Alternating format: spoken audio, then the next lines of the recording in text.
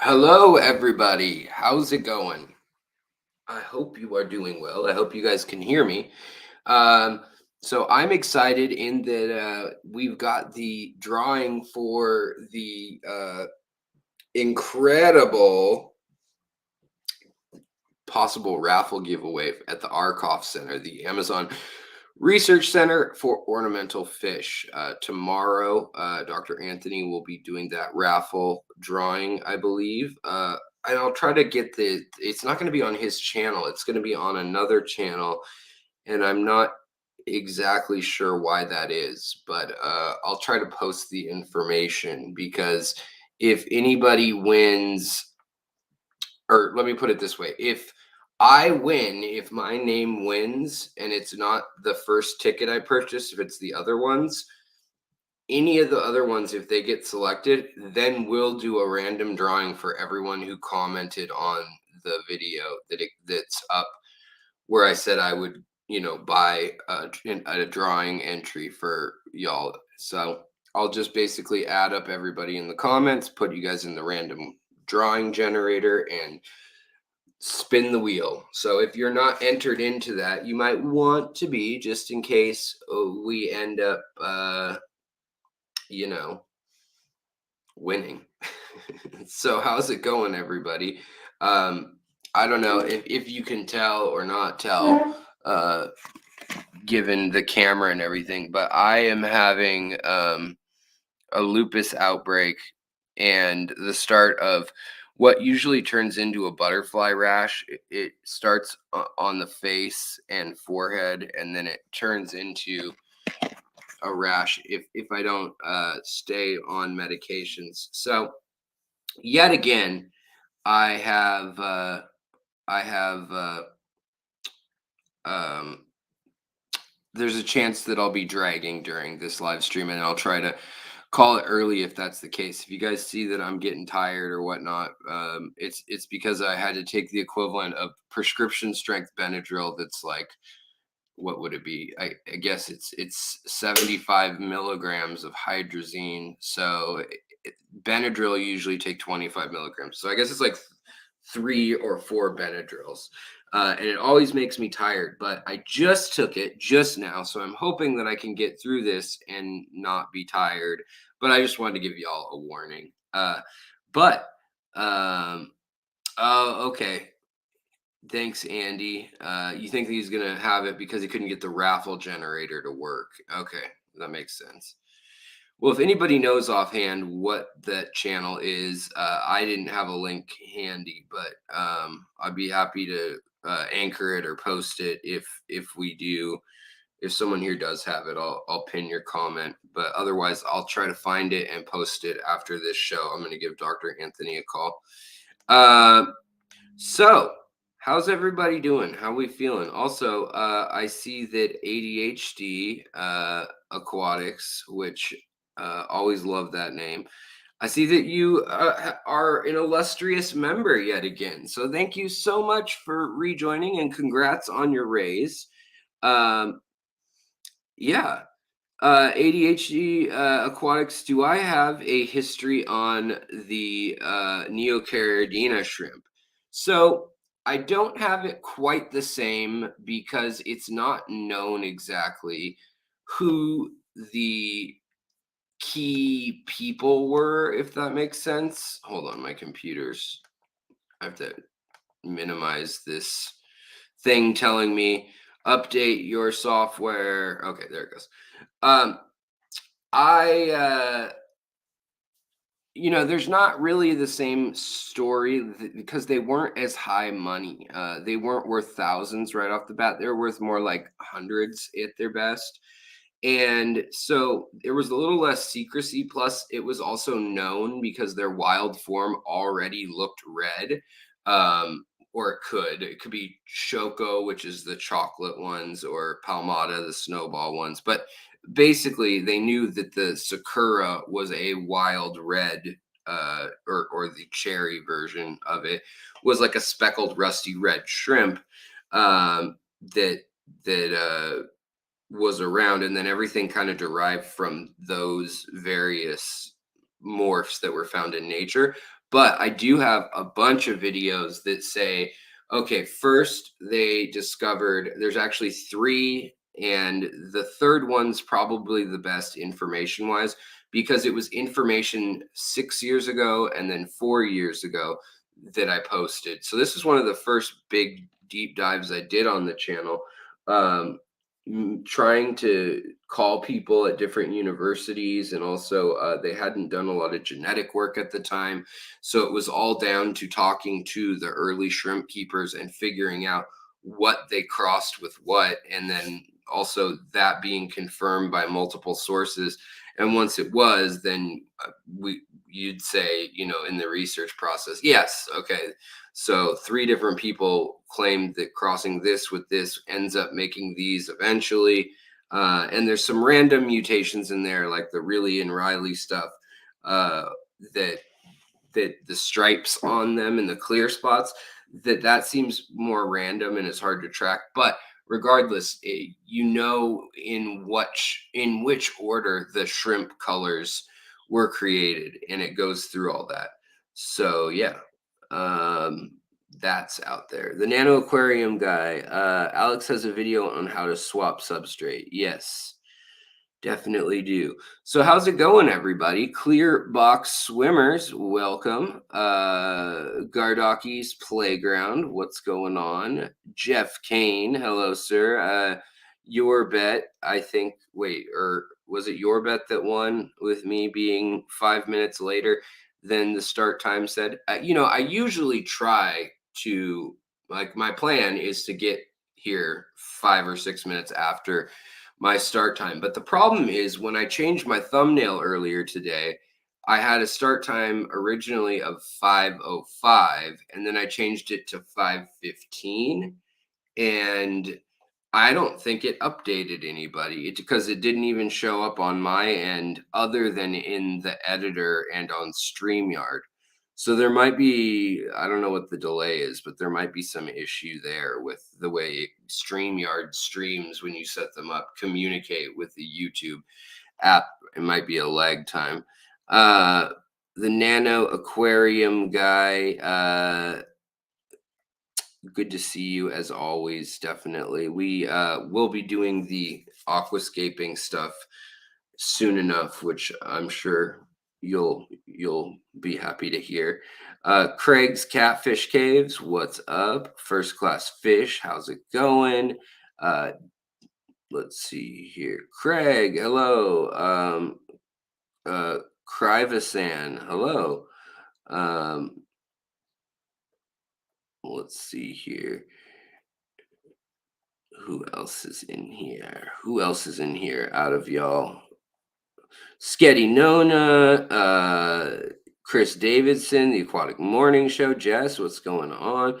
Linda Worth, obviously ADHD. D's Aquatics, what's going on? Let's see who else. Exo Eric, what's going on? Good to see you. Leo, good to see you. So yeah, and Andy, also good to see you. So looks like we've got a good crowd of y'all in here. Connor, welcome. Uh,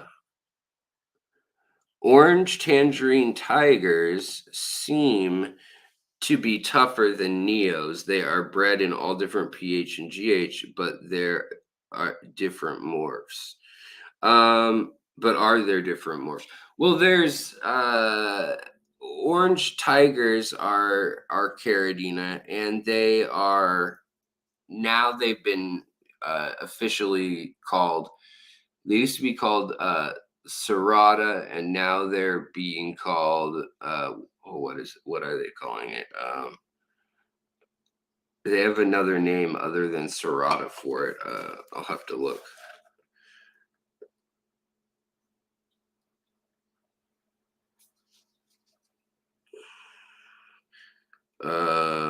It's not Cantonense. Logmani. And those they are from Taiwan, and they are one of the earliest ones to be kept. And the orange or tangerine morph is actually the yellowish ones. They occur naturally, like an amber colored one. The ones with the blue or black striping, those ones are some of the first selectively bred ones. The like tangerine tiger rather than tangerine shrimp. And then that was in the early 90s or so, mid 90s. And then they started breeding them till the stripes got so dark and so large that they ran together into blue, and they ended up with a navy blue kind. Then they had the kind with orange eyes. So they had a tangerine tiger with orange eyes, or orange eye tangerine tiger. Then they had the orange or the blue tangerine tigers with orange eyes. So I guess that's a blue eye orange tangerine tiger. And then they had a lighter blue morph that was a complete morph, like a flip around of the genetics rather than just a line breeding moving slowly towards one thing. And now they have a handful of other varieties too. But what's more common is that they're crossing them into the Taiwan bee and the Japanese bee and the other lines of Caridina shrimp that are fancy. Uh, Lummy, hello, welcome. Coro works. What's going on? Fish Rob, what's up? Mel Wall, hello. How are you, my friend? Mel is going to be chatting with me about aquarium stuff, and I'm so delighted that she wants to do that. The first person to take me up. Sorry if I'm outing you, Mel, but the first person to take me up on some private consultation, and I'm very appreciative. And it should be fun. Rye Guy Outdoors, hello. So if you guys want to get a hold of me, Gardaki's Playground, I didn't see your wild betta video, but I can look right now.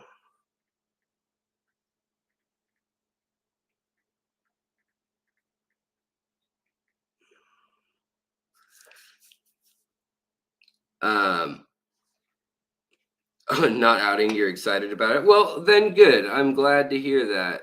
Yay. So yeah, we're gonna be chatting tomorrow.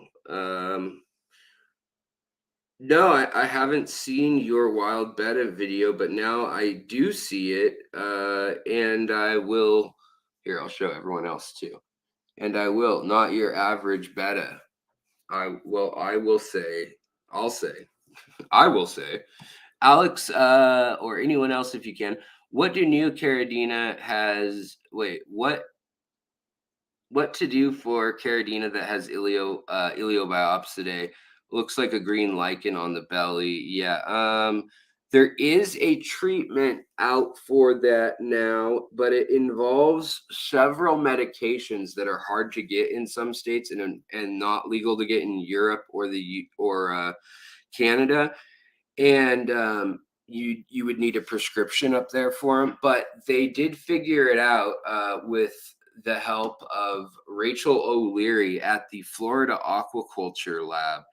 And there is a paper on treating iliobiopsidae. Now, I tend to still just like literally feed them to something. That's like the only time I really do like a deadly coal is with that.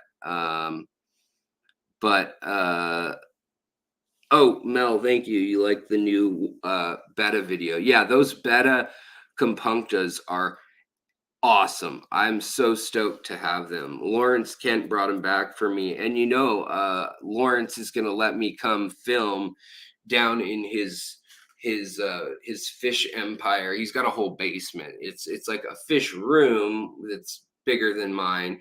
And then he's got like a 250-gallon African tank, Congo tank, and then he's got like another 120 Tanganyikan,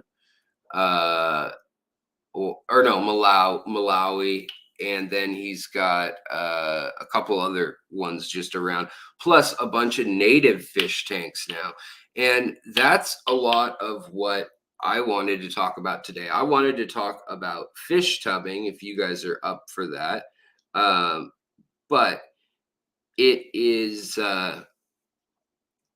it is time, and I am working on also another video about how to increase the microflora and fauna in your aquarium, like how to create a true ecosystem from little single cell organisms all the way up to, Daphnia, different types of freshwater brine shrimp or no-see-um hatchlings or whatever it might be. Fruit fly, what do they call? Sorry, guys, wingless fruit flies, things like that, where you would kind of get it in the water, or black worms. So I'll be talking about that hopefully soon. Damselfly nymph in the aquarium. Remove or let nature take its course. So, if you're trying to breed fish, then definitely I would take the damselfly larva out. I've heard they can take down fish fry pretty much no problem. So I would take pretty much anything that looks like the alien, or the predator from the alien. No, wait, not the predator, the aliens in the movie Alien. Then I would steer clear of anything with like jaws that go like this, or uh, any sort of water bug that is the larval state of another fly or dragonfly, or even like large mosquitoes. I've had a problem that I really didn't expect, which was I was feeding my Rhamnocentris ornatus, and I was feeding my thread fins last year, and I fed them big mosquito larvae, like large size for, and we have a couple species here, but I don't know which ones they were, to be frank. But they actually, when they were in the mouths of the fish, so the fish would gulp them, and then they had these sharp arms that they and a pincher, and they were able to bite and hurt the fish clearly. And in the morning, two of the pseudomagills and three of the thread fin were dead. And so like they almost like choked, like the bugs like lodged in their little mouths. So now I'm more careful with which fish I give the mosquito larva to, like a gourami or a betta or any sort of cichlid pretty much is fine. But I try to be more careful. So yeah, Richard Reynolds, what's going on? Kenny, what's going on? Ryan up in Canada, hello. And let's see here. Um,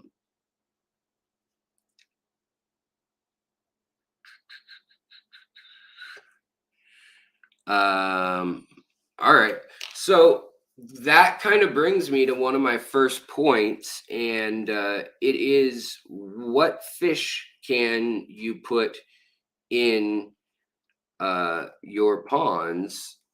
And seeing as here in Seattle, the summer tubbing season starts really not until September, if you ask most people, because like last night it froze again. So we just don't know what's going to happen here, especially in Seattle, especially because it's raining a ton, and then it will be sunny for an afternoon, but then it'll freeze in the night again. I mean, it's all over the board and frustrating. But that lets me know that, then it should really be doable in a lot of parts of the country that tend not to think they have that ability. But I mean, I even know people in Alaska that do outdoor tubbing of some of the fish. Pretty wild. Let's see here.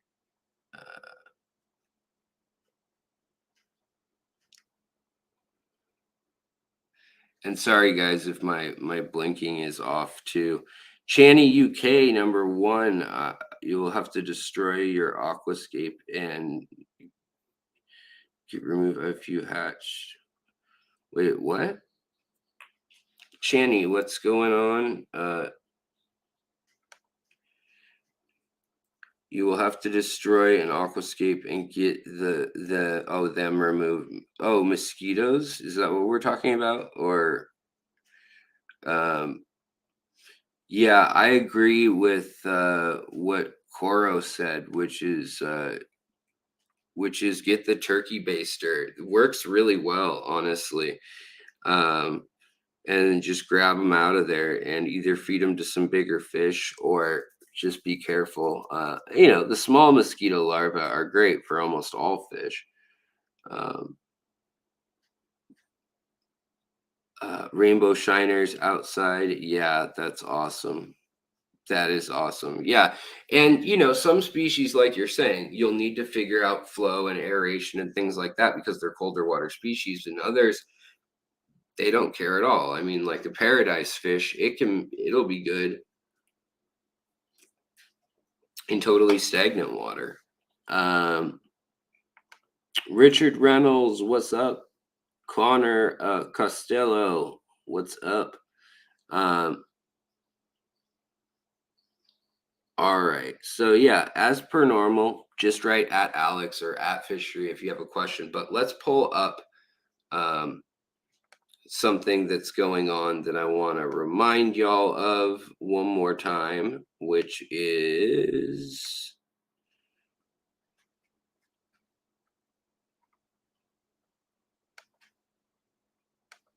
where is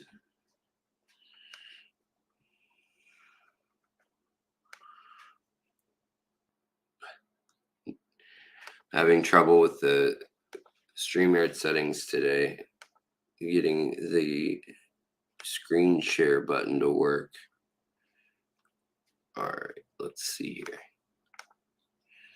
So, if you didn't remember, there are some killer deals at Aquatic Arts, including some fish you could probably work into your pond system or your tub system. So, let's see here.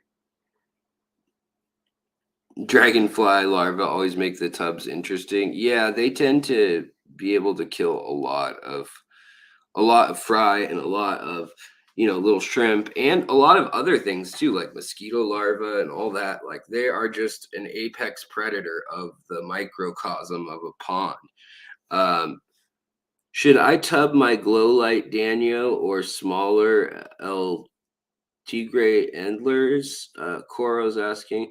The glow light danios would probably be not a bad idea. Those are just Danio rario, or the most commonly studied fish in experiments. Let's see here. Screaming fly, hello, welcome.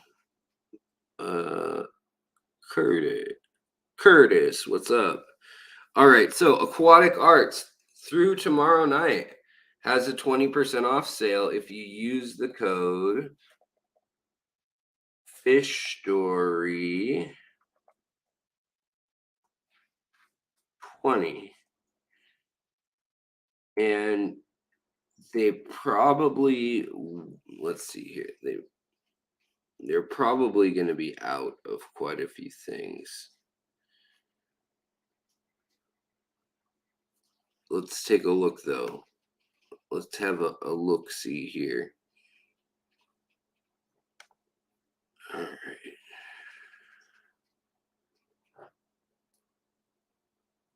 All right, so the moss balls are back. That's obviously big news on their site. But let's take a look at the fish, because we saw the fish last Friday and this whole first page didn't have anything sold out. So I'm curious to know how their sales going by what's sold out, because certain things like a female Batis, or there's certain finds that are worth more than others, more than meets the eye. um, and people definitely try to pick and choose the best things they can, especially if they work there, which is a bummer because then we never see them. But what I wanted to show you guys is that things like barbs and Batis and uh, what's it called? Uh, any of these guys that they seem to have. Let's see here. Go back. I guess they didn't really label them into anything they're calling it, but yeah, you can see. Look, sold out, sold out, sold out, sold out, sold out, sold out, sold out. They still have. Oh no, sold out. Do they have a little bit of sold out? Austin Powers reference. All right. Come on, I can't. Why can't I get? There we go. I was trying to get the Aquatic Arts thing has a sign up sheet that's there we go. That's in the way. But I don't know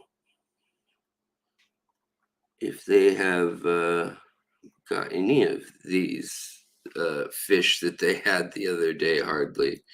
That's wild. So, I just want to make sure that I hear that their company is doing things well with the sale and everything, and packing things right, and on time and all that. So let me know if you guys ordered something and you have any troubles, or if you have a great experience. All the info is very helpful. But if you want to get your summer tubs going, a great thing to add early on, especially if you have maybe some snails, or maybe just a sucker fish of some sort, like a pleco or a hill stream loach or something, uh, then I think it's best to feed uh, spirulina, things like that, different kinds of bloodworms and blackworms. But also you can get live culture. So the Aquatic Arts, they were selling Daphnia, and let's see, where did those go? And for summer tubbing, not much beats all that. All right, let's see here. Yeah, maybe not. Maybe.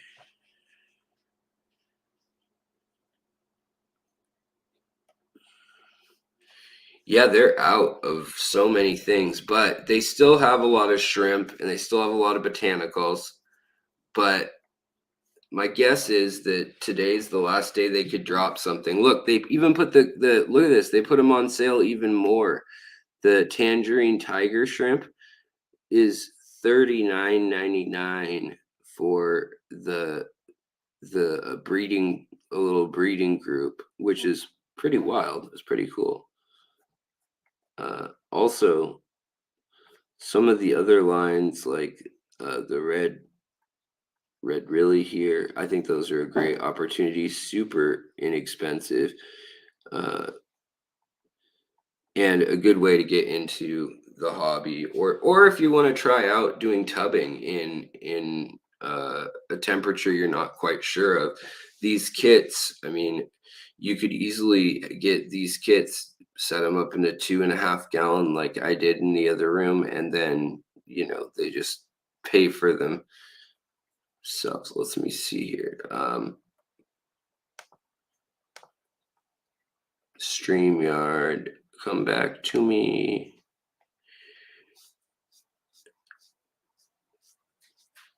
But yeah, if you want to use it, that Alex, what is your favorite snails for summer tubbing? I think that I like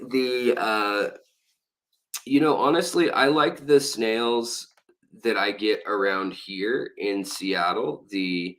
Um, they have several names, but the New Zealand mud snail is one that's a pretty big snail and it can clean a lot. It will eat plants and things, but usually when I'm growing plants outside during tubs, it's just like nausea grass and guppy grass, or elodia or hornwort, and they don't really seem to eat a whole lot of that, honestly. So, yeah. Um, I like those ones. Also, just little little bladder snails and stuff like that. Um, Definitely. Uh, is the Petco tank sale still on? No. So that sale ended, but there is a substrate sale at PetSmart that had some pretty good deals, and I actually got a new uh, couple bags of sand substrate because the new bettas that I got. You know what? Let's go for a walk. Let's look at at the fish and the bettas, and I'll tell you what stuff I'm putting out the tubs and stuff like that, and what's staying inside. And then also I'm hoping to get a few things like rice fish. And when I go to Florida, my goal is to bring back a bunch of natives that aren't really common in the hobby, but shiners and things like that are such beautiful fish. And granted, I'm going to need to put some sort of aeration or filtration in my tubs, and in the past I've had none of that. So in the past I've stuck with basically barbs, danios. They swim around a lot. They mix up the substrate. Or I've gone with things like Medaka rice fish, white clouds, things like that. But here, let's take a little trip on a magic carpet ride. And you don't know what we can find. Why don't you come with me, little squirrel, on a magic carpet ride? Uh, let's see here. So,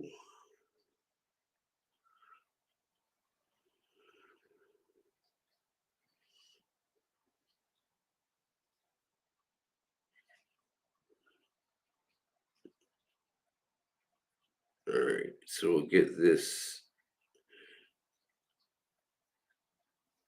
onto StreamYard, hopefully.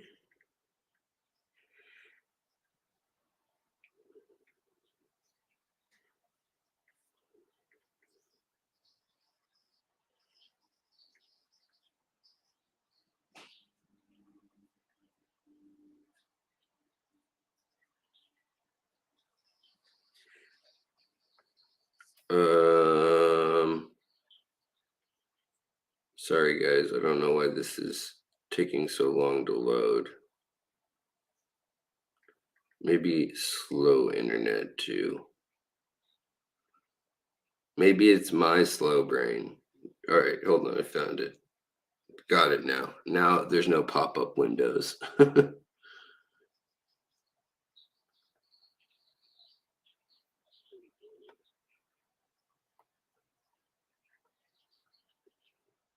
Screaming Fly Productions, you want some flagfish? Yeah, me too. I agree.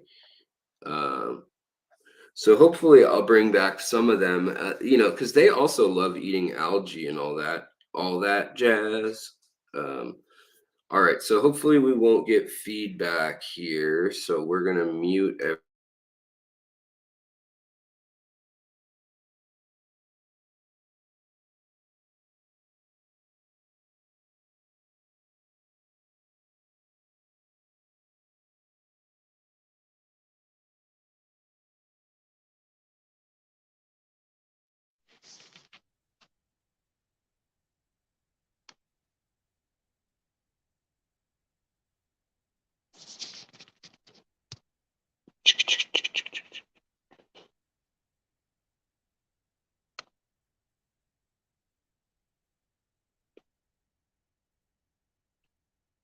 Okay.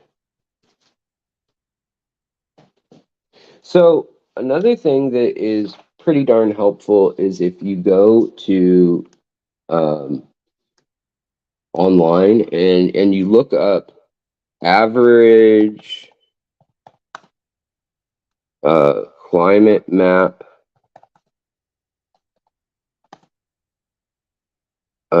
temperature.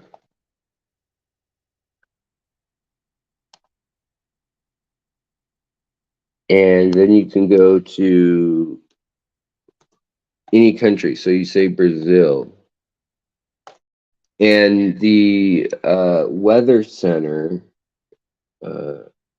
has up-to-date numbers on the last few years, as well as on elevation and different microclimates and stuff.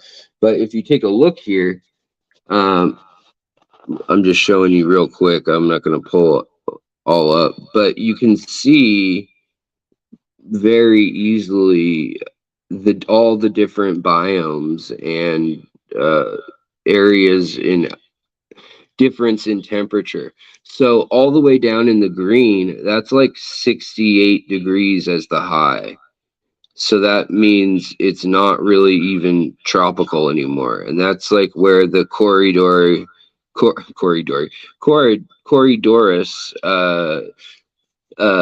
Pileatus, as well as the Cory Panda, the Colombian one, it actually gets kind of cold in the part of the country that they're from due to elevation and stuff. So in the mornings, it can be like as low as in the 50-degree-ish range. And then, you know, that you can kind of look around. And so once you see this country and you see the ranges, sorry, it's going to echo. Sorry. But you can go to those maps. So go to the temperature maps, which are for planting. And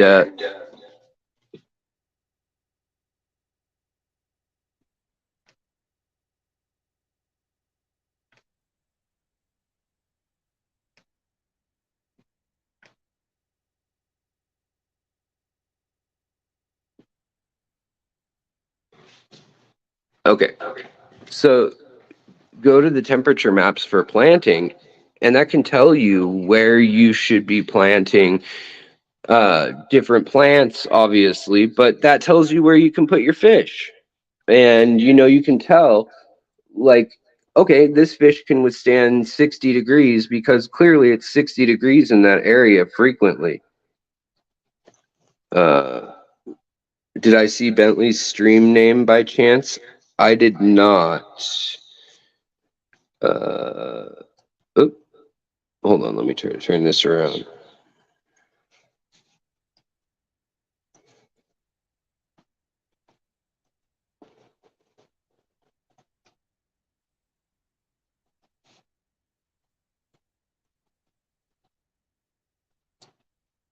Oh, is it gonna? Okay, it's gonna make it all cropped and annoying again, I think. Let's see. Oh, maybe not. Okay. All right. I'll just have to hold it this way. But I was gonna tell you guys too. All my purple bamboo that I got at AGA is doing really well, and I've been able to split it a bunch of times. It's must be the right season, the right temperature, whatever, but some of it's growing very, wait, my hand's over, there we go. It's growing very tall very quick, so I'm going to hopefully grow some of this outside and then be able to sell quite a bit of it, so that'll be fun. But in here I'm hoping to put a bunch of the coals outside. So of these blue dream shrimp that there's a whole bunch of, I'm hoping that they'll go outside soon. And when it hits about 50 degrees as the lowest low temperature, that's when I'll feel comfortable doing that. But until then, I kind of will have to wait it out. And over here, these guys are chomping at the bit to go outside. Hey, thank you so much, Jose. I really do appreciate it. The super chat. Thank you very much. So here we've got these gold barbs, and these guys can withstand all the way down to near freezing. So I've had 3 in here, and one's pretty nicely colored up, actually. Let's see if we can flip this all around. All right, there we go. One of them had more red fins than the others, and one had more orange, but they're doing well. And the creeping Jenny, it like drops this debris that I don't love. Also, the cypress plant, I'm gonna try this outside too because it's doing okay at inside, but it needs somewhere to go. And this guy, this container here, still not adding food to it more than once every 2 weeks or so. And you can see the fish aren't skinny or anything. They're doing well. And there's white clouds in here too. There's still 3 white clouds in here. But they are scared of the gold barb. So, okay. So I'm going to make a video probably tomorrow on how you can increase your micro biomes in your tanks. So that should be interesting. I would hope. I hope you guys will like that. But going over how to get a complex microbiome in a small tank. Come on. All right. So here is the experimental, never had a filter on this at all, 2.5 gallon shrimp tank. And right now there's like over 50 shrimp in here. It's pretty incredible how well they're doing. No heater, no anything. They've just been living whatever the room's doing. There's babies in there. And like I said, this is only 2.5 gallons. And so this was that kit from Aquatic Arts that they still have a bunch of them on sale right now that you can get. And you get the 10 females and the 5 males, but they actually send you more like 17 or 20 shrimp. But yeah, they're doing well. And I already took some and set them aside into another tank to start a new colony. And yeah. Wait, is Geography Geek in here? Geography Geek, what's up? I love your channel. Thank you so much for coming by. Oh my goodness, it's an honor. I really, really love your Lewis and Clark map. Well, I mean both videos. The one on the 1815 map, but the other one too on the, or was it 1822, 1815? I don't. The later map, and then there was also the map of, their first exploration and all the maps they used ahead of time, which was fascinating how well it was all mapped. I live in Washington, and it's well known, well, not well known, but it's known to historians here that that the Peruvians were some of the first non-native indigenous people to be here, because the Spaniards dropped them off in the 1790s up near Forks, Washington, modern day, and they told them to build a fort and that they'd be back in about a year, and that they'd have to build a fort and put up a Spanish flag. So they found that the fort got built, but then all the native Peruvians just completely disappeared by like 17 something. Russians came through and saw the fort, but there was no one there, and they think that they just intermarried with the natives and left, and maybe even the macaw specifically. But any case, so this year I want to try putting out the these these gouramis, the thick lip gouramis, because these are from Lake Inlet, and Lake Inlet, the temperature changes quite a bit. At night, sometimes it can go down, and the lake is very shallow. It's only 12 feet at the deepest, and something like ridiculous, like 3 feet on the shallow margins. But I'm really hoping that I can get these guys to do well outside. I'll probably wait till like June for them to go outside, but I want to try that. And then we've got my Lamia tridens here, and then there's the humpback Lamias in here, and they'll also, I think they're gonna give it a go out in the wild. Out in the wild. It's kind of silly to say considering they're in a tub where I'd be feeding them and stuff. But this tank here has just gone bananas. I mean, look at how wild it is right now. The Limnia or the Lindernia rather, sorry, is flowering, and it looks like little orchids. Absolutely beautiful. The flowers on this thing are purple and blue and white, and they open really delicately, but there's a whole bunch of them about to flower on here. And then I'm going to be trying to cross-pollinate them with another Lindernia. There's a really nice flower right there. We can make out the shape of right here. And then they've got blue pistils and stamens.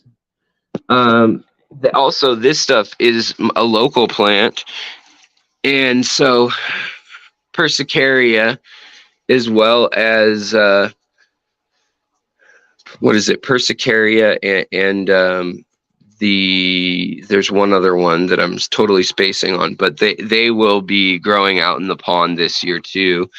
And over here, this tank has had a whole bunch of babies because it's so dense, and there's so much like little teeny life in this thing, that these golden gouramis that have been spawning actually have a few babies that are in here with them. And I was shocked. The heater's been off in this tank for a long time. And I was just shocked, though, with how everybody was doing. See, the Rhamnocentris are in here, too. And this tank's hovering at about 72 to 74 degrees most of the time in the house in general. But these guys are definitely super colorful and still, doing their full potential spawning. The Tin Winnie Danios are still doing that. This guy's the only non-lake inlay intruder. Well, the Rhamnocentris too, obviously. They're in here waiting to go out into the ponds too. But I keep hearing different things about how cold Rhamnocentris can go. These guys, these long, skinny silver and red and black guys. So we'll see. But I think I'll wait till a little later in the year, and then I'll probably let them stay out in the tubs longer rather than starting them earlier. Same with any Tin Winnies, these gold ring Danios that I put out there. But I do know for a fact that zebra Danios and things do really, really well out in the tubs. That's for sure. So this thing's doing its thing. The filter might as well not exist anymore at the rate that it's chugging along at. And I need to do a bunch of trimming of these immersed plants. But I just kind of wanted to see how crazy I could get it, and also how many baby fish would start showing up when you let it get that insane. I mean, a lot of it's hair grass and stuff, and the fish can really just swim through it if they want. Like, they're not really stopped by it. This yellow guy, he can come through anytime. I mean, here comes another one, and they can get all the way through, no problem. Yeah, see, that guy just darted straight across.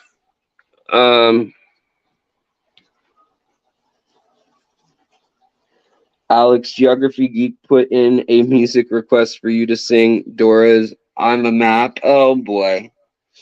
Isn't it I'm the map, or I'm too old for that. Like I babysat some kids who knew that song and dance and all that. But that's I don't know. I mean, I could do the yeah yeah yeahs maps, you know. Wait, they don't love you like I love you. Wait, they don't love you like I love you. Maps, wait. They don't love you like I love you. Maps. They don't love you like I love you. Maps. Anyways, I won't torture you guys with that. I'm trying to think what other map songs are there. I mean, there's like directional songs, like I've got your address, um, Philly, Philly, don't you lose that number, 'cause you're not anywhere where I can't find you. That's a creepy song. It's kind of like Every Breath You Take. Also over here in the Malawa blue tank, and this is the blue line tank. It's also grown insanely thick with my travels and my just push it to the limit. Something, something, something, something, something, something, something, something, something, something, something. Then you hit it.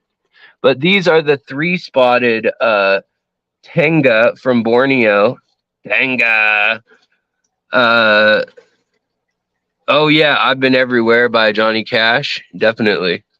I've been everywhere, man. Cross the desert, it's bare, man.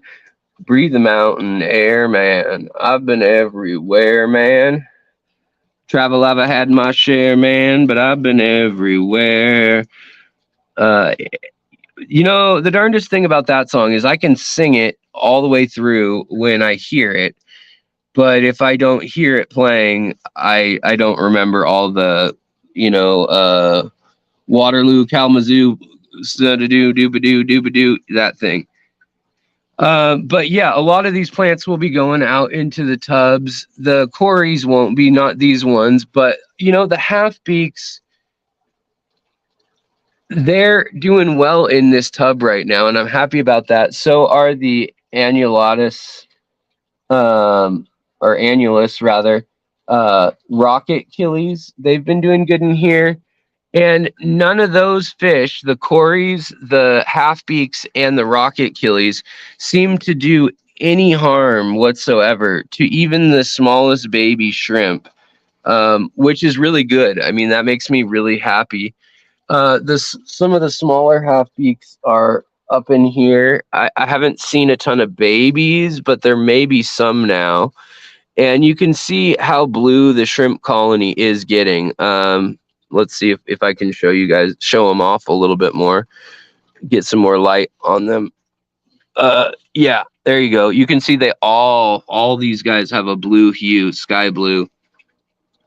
There's a few exceptions. Like here's another blue one, more blue ones, blue with white stripes. That's the nebula cross. But yeah, they're doing well, and they're gonna go outside. I've never lost any of them when I put them outside. These are like the hardiest freaking shrimp in the world. Malawa siluaceae caridinas.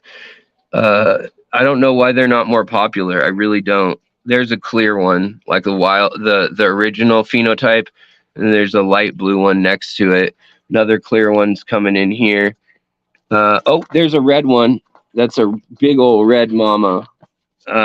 Here, I'll try to get her showing again, because like I said, the blue line throws red. Yeah, here's another red. See that? There's a big old red. And then, oh yeah, here's the big mom red. There she goes. But yeah, I mean, and here's another red. But then the rest are all blue.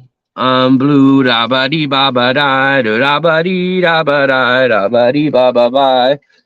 So I'm going to be selling these again soon. I have a good number of them again, and a lot of the blues are looking really good and doing really good. See right here, that's kind of your average blue everywhere in the tank, and I'm pretty happy. They've got the red ones too, obviously, but the blue are more common.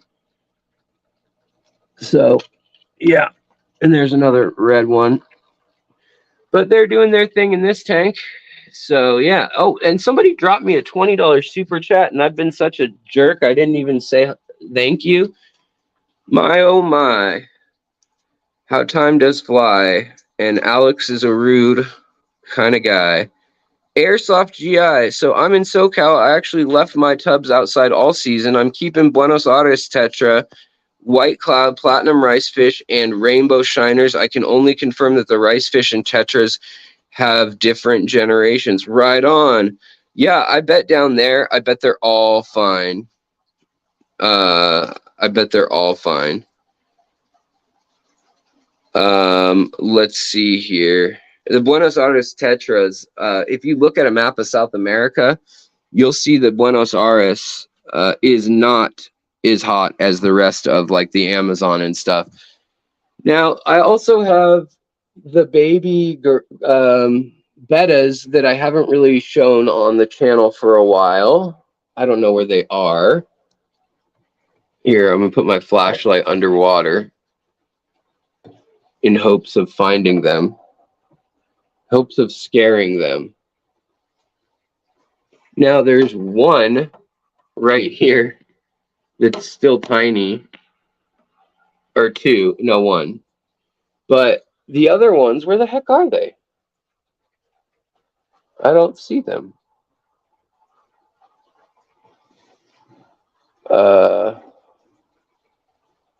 Weird. I was just feeding them last night. I know they're in here.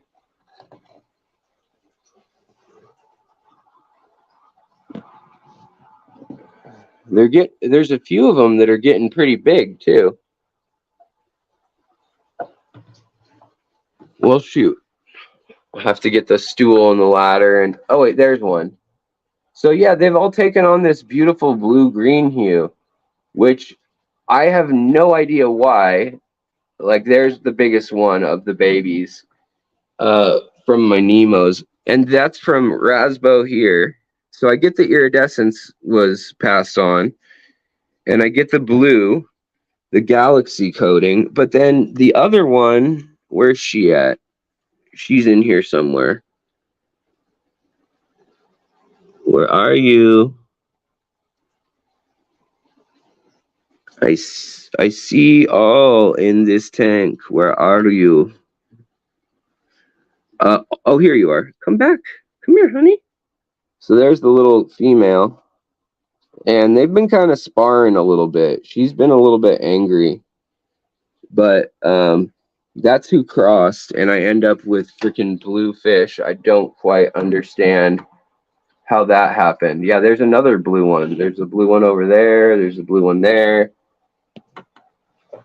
They're all like bluish green.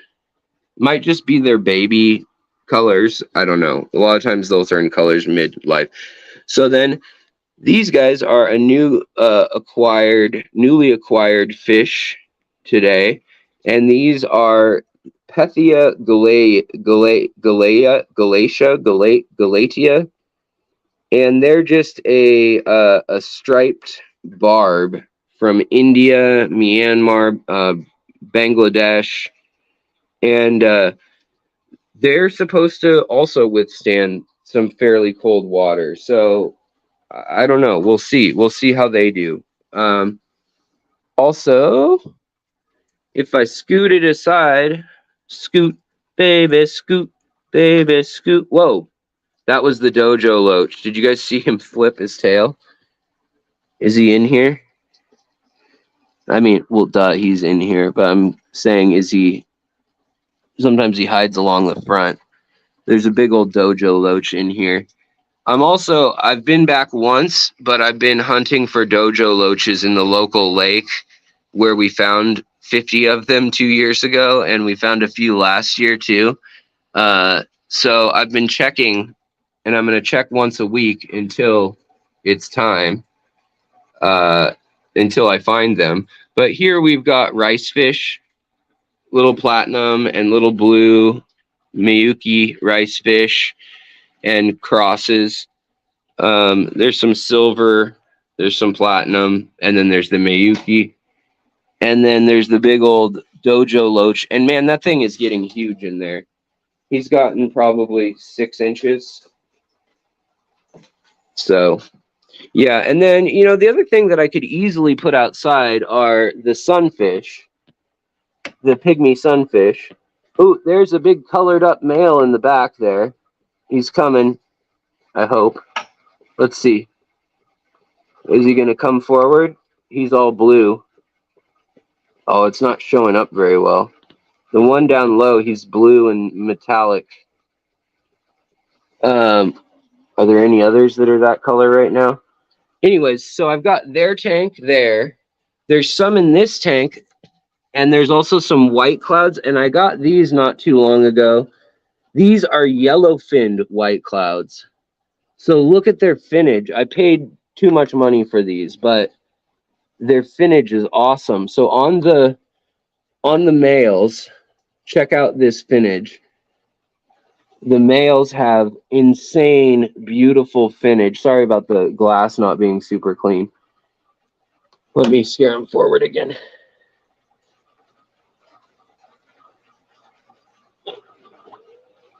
All right.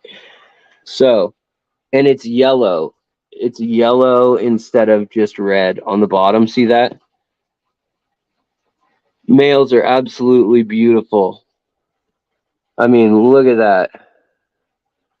They're out of Hong Kong. That's where they were imported from.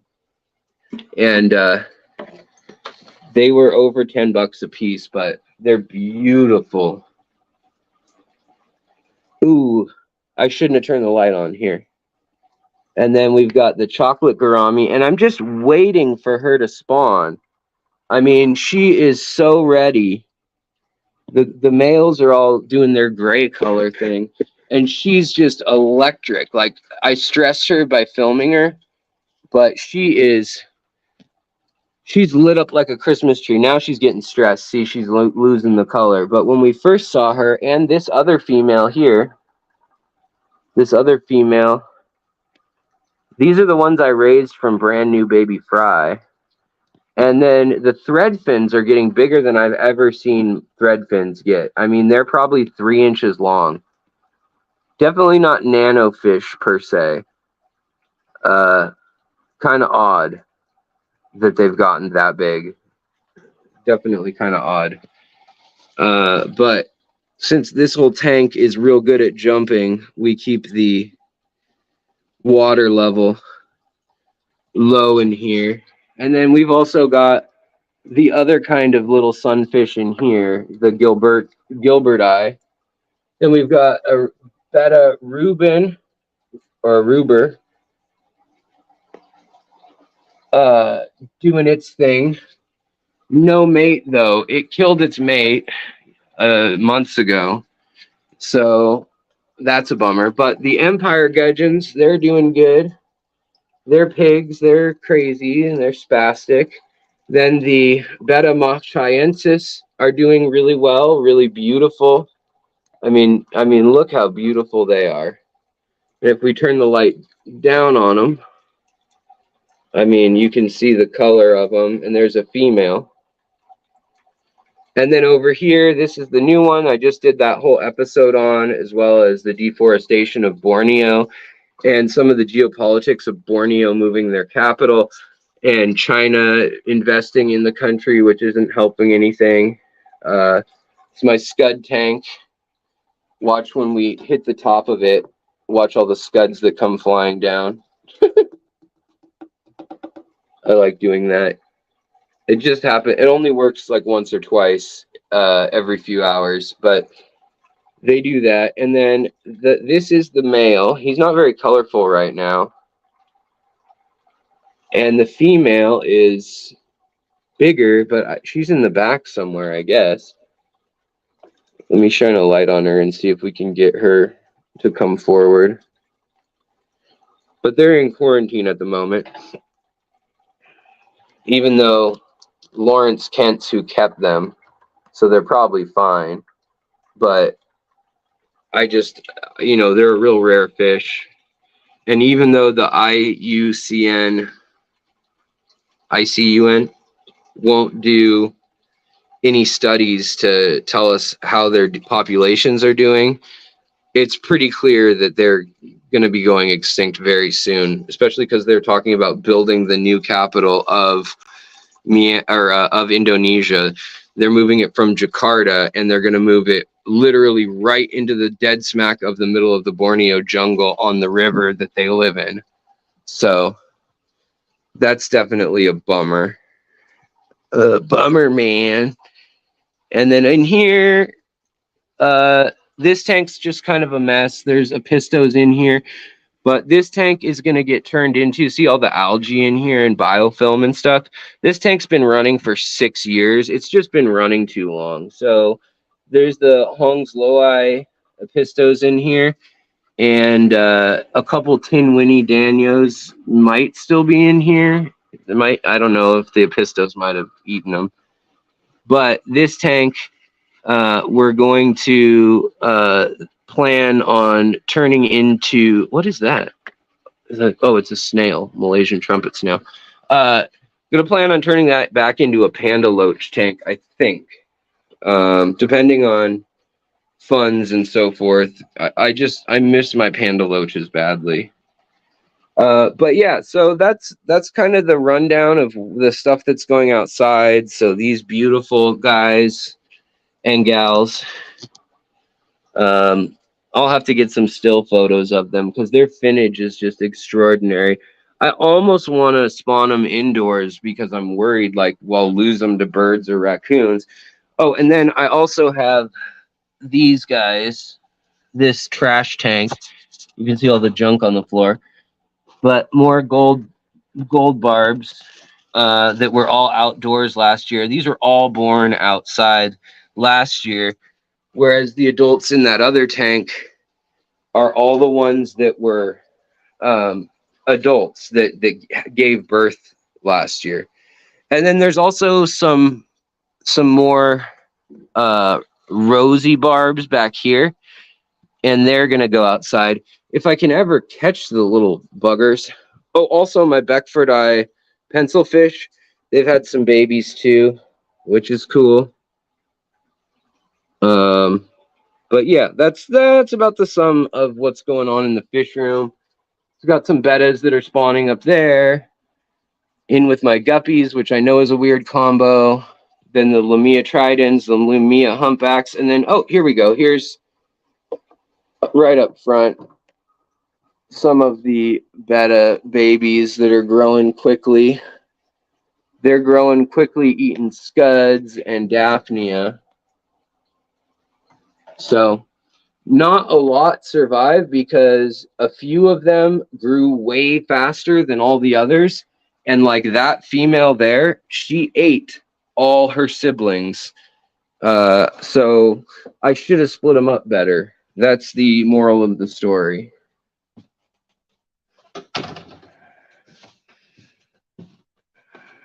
All right, I'm going to try to get off the wireless and go outside for a moment.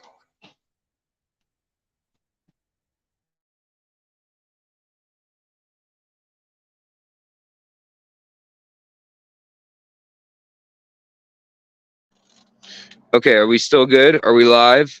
Screw it, I'm doing it live.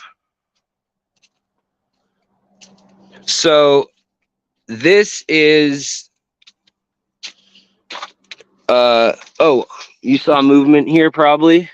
I was shocked because there's only about 6 inches of water in here. There's a bunch of freaking sticklebacks that had babies in here. I don't know if they laid their eggs really early and then had babies. Here's another one, a bigger one. But my sticklebacks that I caught last year, they've got a bunch of babies in here. So Go figure. Also, my sad 55 that I want to put in the house with discus or angelfish and do a blackwater biotope or a sunfish tank, even more so. My wife won't let it in the house, and now it's literally become a greenhouse for weeds. Like, the weeds are just growing way better there. What kind of scoop is that? This is a cat pooper scooper that I got at Daiso or Tuesday morning, or one of those Japanese or Taiwanese wholesale cheap goods kind of places. And yeah, you can see some of these are little babies, and they're in really tannic water. No, I mean, this is frozen so many times, and I thought for sure there was nothing in it. It's so tannic I can't see through it. So I thought, okay, there's no fish in there, no worries, and I worried about the bigger tubs, thinking, okay, that's where if I didn't gather any of the fish back up, that's where they'll end up. But these fish, they're living on lava rock for substrate, and then they're that's their bio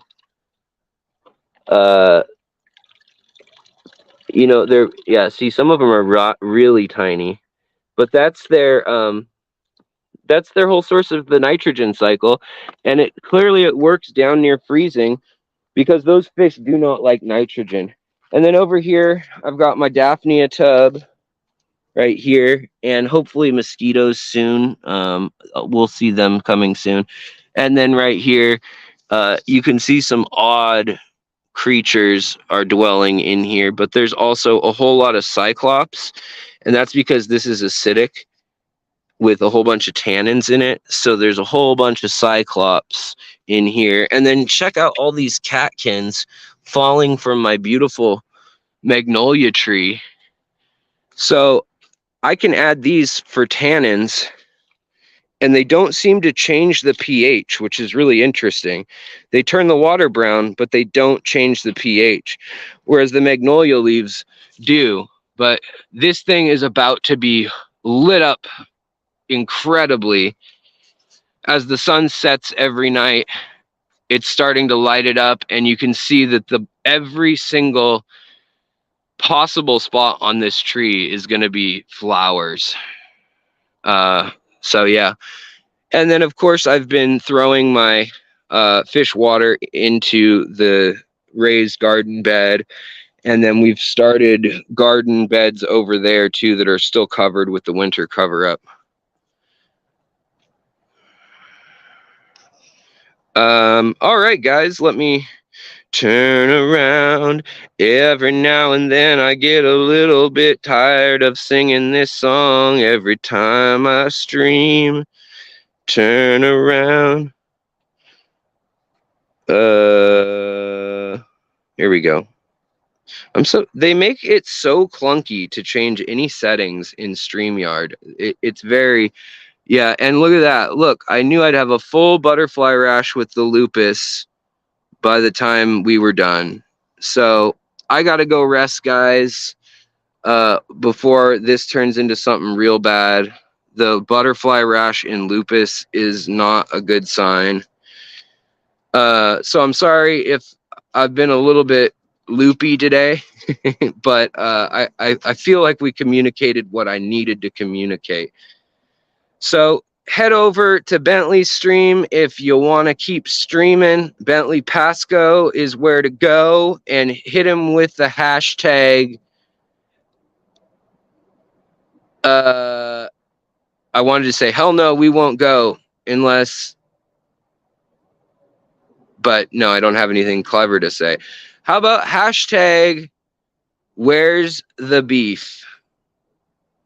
All right, guys, I'm going to get out of here, and I need to take my prednisone and my methyltrexate and all the drugs that make me feel terrible. And, if I can't sleep tonight because of it, my wife's out of town. So hopefully if that happens, I'll just stream another time. But thank you for joining me, everybody. Geography Geek, It is an honor to have you here, my friend. I love your videos and your channel. And to everyone else, it's an honor to have you all here because I love you for just who you are and the money you give me. So thank you, super chatters and subscribers and watchers and lurkers and time travelers who are going to be watching the replay. Y'all are magical and I love you. All right, guys, have a wonderful night. And stay tuned for a video I have on how to increase diversity of your microflora and fauna in your aquarium. All right, guys, take care. Peace be with you. Live long and prosper and do the splits. Bye-bye.